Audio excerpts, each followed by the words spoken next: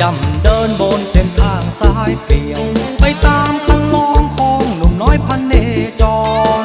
มุ่งมั่นขวาไขว่ความฝันอุดมการณ์มุ่งมั่นขวาไขว่ความฝันอุดมการณ์ก่อร่างสร้างฝันเพื่อพี่น้องประชาชนยามค่ำคืนไม่มีแม้ผ้าห่มนอนตากน้ำค้างหนาวสะท้านถึงสวงคิดถึงไอ้อุ่นที่พัดพลากจากลาคิดถึงไอ้อุ่นที่พัดพลากจากลาเสียงริ่งเรไรเป็นเสียงเคยกล่อมนอนชีวิตของคนเดินดินล้วนมีชะตากรรมแตกต่างความฝันยึดเป็นแรงใจคำชูจุดหมายของตนก้าวเดินอย่างมีความหวังไม่หวั่นไม่ไหวแม้มีขวากน้ำขวางกันจะไม่พอแม้ความหวังดูลิบลีวันนี้พังพลาดแต่พรุ่งนี้เป็นของเราอุดมการณ์มิเคยแห้งเหือดหายอุดมการณ์มิเคยแห้งเหือดหายถึงตัวจะตายแต่ชื่อนี้เป็นตำนาน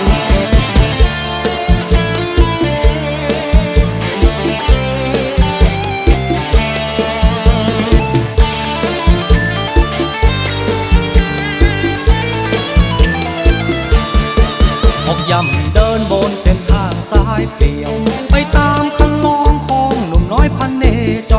ร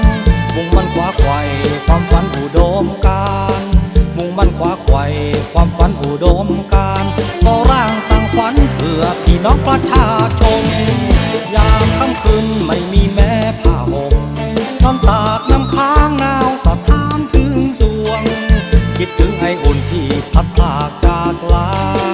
คิดถึงไอ้อุ่นที่พัดพลากจากลาเสียงริ่งเรไรเป็นเสียงเพลงกล่อมนอนชีวิตของคนเดินดินล้วนมีชะตากรรมแตกต่างความฝันยึดเป็นแรงใจคำชูจุดหมายของตนก้าวเดินอย่างมีความหวังไม่หวั่นไม่ไหวแม้มีขวากน้ำขวางกัน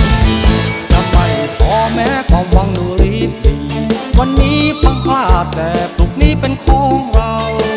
อุดมการณ์มิเคยแห้งเหือดหายอุดมการณ์มิเคยแห้งเหือดหายถึงตัวจะตายแต่ชื่อนี้เป็นตำนาน